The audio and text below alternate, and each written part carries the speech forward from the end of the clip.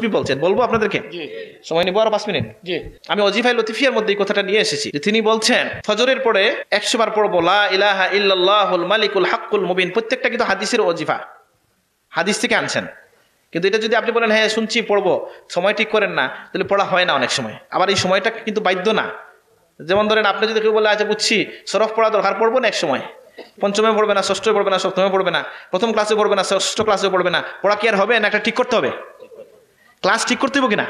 এই হিসাবে আল্লাহর ওলিরা ক্লাস হিসাবে বলে দেন যে ফজরের পরে, এবং তারা তাজরিবার মাধ্যমে, কাশফের মাধ্যমে, ইলহামের মাধ্যমে অনেক কিছু পেয়ে থাকেন, তাই না? যেমনটা শাহ আব্দুল আজিজ মুহাদ্দিস দেহলভী রহমতুল্লাহ আলাইহি বলে দিয়েছেন যে 5 ওয়াক্তের নামাজের 5টা তাসবিহ তিনি বলেছেন যে ফজরের নামাজের পরে আমরা পড়বো লা ইলাহা ইল্লাল্লাহুল মালিকুল হাক্কুল মুবিন। বলবেন এত কঠিন তাসবিহ নাকি? আমি একটু বলি তো এটা কঠিন কিভাবে হইলো? লা ইলাহা ইল্লাল্লাহ সবাই জানেন কিনা? বলেন লা ইলাহা ইল্লাল্লাহ।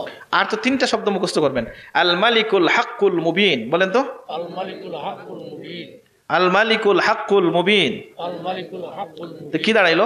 লা ইলাহা ইল্লাল্লাহুল মালিকুল হাক্কুল মুবিন। তিনি কি আমাদের? তিনি আমাদের সুস্পষ্ট মানে রব, যিনি হক এবং যিনি আমাদের মালিক। সুবহানাল্লাহ। লা ইলাহা ইল্লাল্লাহ মালিকুল হাক্কুল মুবিন। আর ওই যে হাসবি আল্লাহ, ইব্রাহিম আলাইহিস সালামের যে তাসবিহ, এটা 100 বার পড়া হবে। তিনি বলছেন এটা 25, যদি কম সময় থাকে তাহলে 25 বার, আর সম্ভব হইলে 525 বার জুহরের পরে পড়বো হাসবি আল্লাহ ওয়া নি'মাল ওয়াকিল। বলেন কি পড়বো?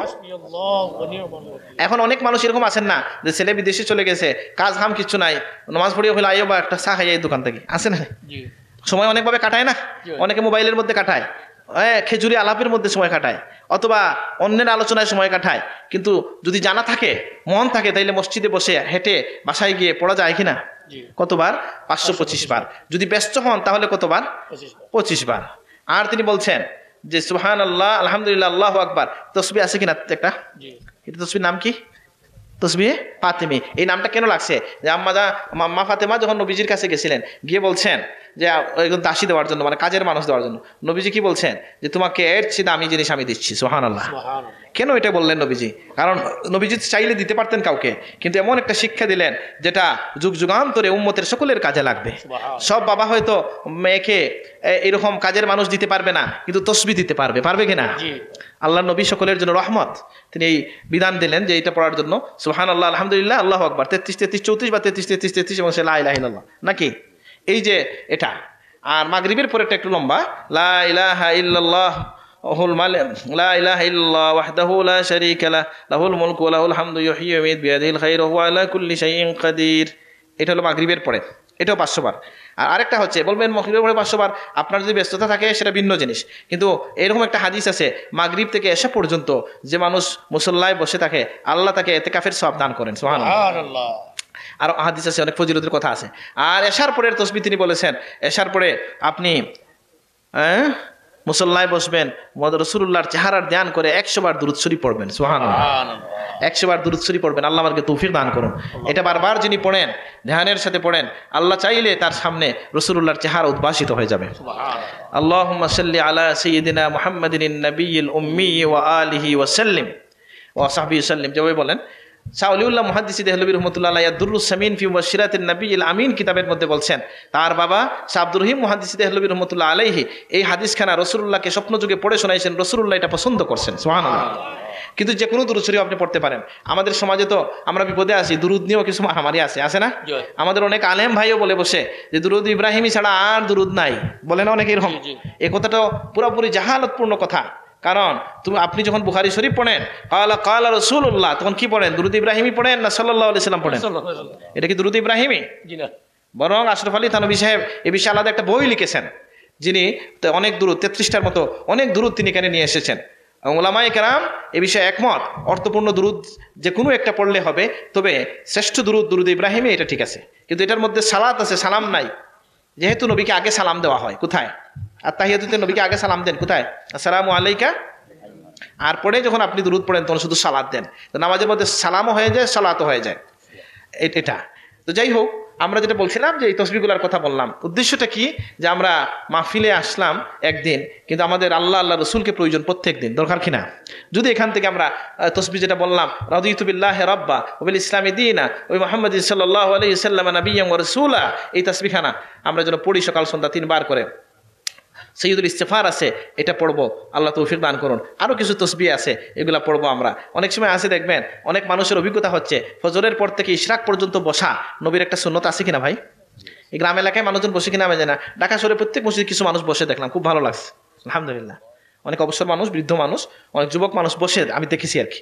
তো এটা কি, প্রিয় নবী বলছেন যে লোক কি করে, যে ফজরের নামাজের পরে যদি সে মুসল্লায় বসে থাকে সূর্য উদয় পর্যন্ত পরিপূর্ণরূপে, সূর্য উদয়ের পরে যদি 2 রাকাত নামাজ পড়ে, আল্লাহ তাকে তাম্মান তাম্মান তাম্মা 3 বার নবীজি বলছেন, বা তাম্মাতান তাম্মাতান তাম্মান 3 বার, যে 3 বার নবীজি বলছেন পূর্ণ একটা হজ উমরার সওয়াব আল্লাহ তাকে দান করে। এখন অনেক সময় ভয় লাগে যে এই আধা ঘন্টা সময় বসবো কি হবে। হানাফি মাযহাবের একটা সুবিধা হলো, নামাজ যেহেতু ইসফারে আমরা পড়ি, তাইলে কি হচ্ছে বেশি সময় বসা লাগে না, ওইদিকে 15 মিনিট আর ওইদিকে আরো 15 মিনিট, আধা ঘন্টা বসলে হয়, ঠিক আছে না? আপনি বলবেন আধা ঘন্টা কি বলে কাটাবো, তাসবিহ কয়েকটা শিখে দেবেন, পড়তে পড়তে সময় চলে যাবে, বুঝতেই পারবেন না। সহজ সহজ তসবিহ আছে, হিসনুল হাসিন কিতাবে বলা হয়েছে সকাল সন্ধ্যার একটা তসবিহ হচ্ছে কি। আর আমার যে ছাত্র ভাই আছে যে কোরআন পড়ে হাদিস পড়ে, তার জন্য হয়তো এটা লাগবে না, তার কোরআনে তো একটা তসবিহ। কিন্তু অনেক মানুষ অবসর আছেন না, অনেক মানুষ কোনো কাজ নাই আসেন না, তার রুটিন করে নিতে পারেন সহজ তসবিহ। যে তারা বলেছেন হিসনুল হাসিনের মধ্যে এসেছে সকালের এবং সন্ধ্যার 2টা তসবিহ হইল 100 বার সুবহানাল্লাহ, 100 বার আলহামদুলিল্লাহ, 100 বার আল্লাহু আকবার, এইটা পড়া সকালে এবং সন্ধ্যায়। 100 বার সুবহানাল্লাহ ওয়া বিহামদিহি পড়া। আল্লাহ আমাদেরকে তৌফিক দান করুন। বলবেন বেশি বলে ফেলছি, কিন্তু কোনোটাই না জানা বলে নাই, জানা আছে কিনা ভাই?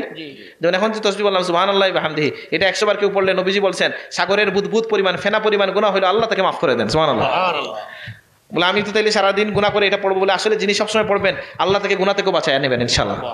আল্লাহ তৌফিক দান করুন যেন আমরা তসবিহ তাহলিলের মাধ্যমে ইস্তেগফার এবং দুরুদের মধ্যে আমাদের জীবন কাটাইতে পারি। আর জীবনের যে সকল কাজ আছে সে কাজগুলো আমি করব, দোকান দেব, আমি কৃষি কাজে করব, আমি ব্যবসা চাকরি সব করব, কিন্তু সব কাজ যেন আল্লাহর ওয়াস্তে হয়ে যায়। এই সব কাজের উদ্দেশ্য যেন হয় যে আল্লাহ যে জীবন দিয়েছে সেই জীবনটা আল্লাহর পথে ব্যয় করার জন্য যতটুকু প্রয়োজন। এই কথা আমি আরো অনেক জায়গায় বলছি, শুনতে অসুন্দর লাগলেও বা কষ্ট লাগলেও কথাটা তো আমার না। আব্দুল কাদের জিলানী রহমতুল্লাহ আলাইহি, বড় পীর আব্দুল কাদের জিলানী রহমতুল্লাহ বলছেন দুনিয়ার সাথে তোমার সম্পর্ক হবে কেমন, যেমনটা বাইতুল খালার সাথে। টয়লেটে গিয়ে মানুষ কি দীর্ঘ সময় বসে না কাজ সারা পর্যন্ত বসে? কাজ সারার পরে কি কেউ বসে থাকে টয়লেটে? বসে না। ঠিক তেমনি তিনি বলতেছেন দুনিয়ার সাথে তোমার সম্পর্ক হবে এইভাবে যে বাইতুল খালার সাথে যেমন সম্পর্ক, প্রয়োজনের অতিরিক্ত দুনিয়ার মধ্যে লিপ্ত হয় না। এটা আব্দুল কাদের জিলানী রহমতুল্লাহ আলাইহি বলতেছেন। আমার সাহস নাই এই কথা বলতে। তাহলে আমরা বুঝলাম যে দুনিয়ার কাজগুলো প্রয়োজন মতো আমরা করব, আর মূল কাজ হচ্ছে যে আল্লাহর সামনে যে আমরা দাঁড়াবো, আল্লাহ যেন এটা আমাদের মনে রাখার তৌফিক দান করেন, আমিন। এবং আমাদের যে সকল তসবিহ তাহলিল বুজুর্গানে কেরামের মাধ্যমে আল্লাহ রসুলের যে সকল মাসনুন তসবিহ তাহলিল আমরা পেয়েছি সেগুলো নিজের জীবনে আমল করতে পারি। যেমন আমি স্মরণ করিয়ে দিলাম আমার দাদা সাহেব ইস্তেগফার 100 বার পড়া, দুরূদ শরীফ 200 বার পড়ার কথা বলতেন। যেমনটা আমি স্মরণ করিয়ে দিলাম যে তিনি বড়কে সম্মান করা, ছোটকে দয়া করার কথা বলতেন, অন্যের ভালো দেখলে মন খুশি রাখার কথা বলতেন, বলতেন কিনা? 5 ওয়াক্তের নামাজ খানা শান্তি মনে পড়ার জন্য বলতেন। সুবহানাল্লাহ। বা নামাজ পড়া একটা আছে, আর শান্তি মনে সুন্দর করে নামাজ পড়া আরেকটা আছে, আছে কিনা? নবী তার সাহাবীকে মায়ার সাথে শিখিয়ে দিয়েছেন, ইয়া মুআজ ইন্নী উহিব্বুকা ফিল্লাহ, হে মুআজ আমি তোমাকে আল্লাহর ওয়াস্তে ভালোবাসি। ফাকুল দুবুরা কুল্লা সালাতিন, তুমি প্রত্যেক নামাজের পরে বলো আল্লাহুম্মা ইন্নী আলা যিকরিকা ওয়া শুকরিকা ওয়া হুসনি ইবাদাতিক, যে আল্লাহ আপনি আমাকে সাহায্য করেন আপনার জিকিরের ব্যাপারে, আপনার শুকরিয়া আদায়ের ব্যাপারে এবং আপনার ইবাদত সুন্দর করে আদায় করার ব্যাপারে। আল্লাহ তাআলা আমাদেরকে তৌফিক দান করুন, আমিন।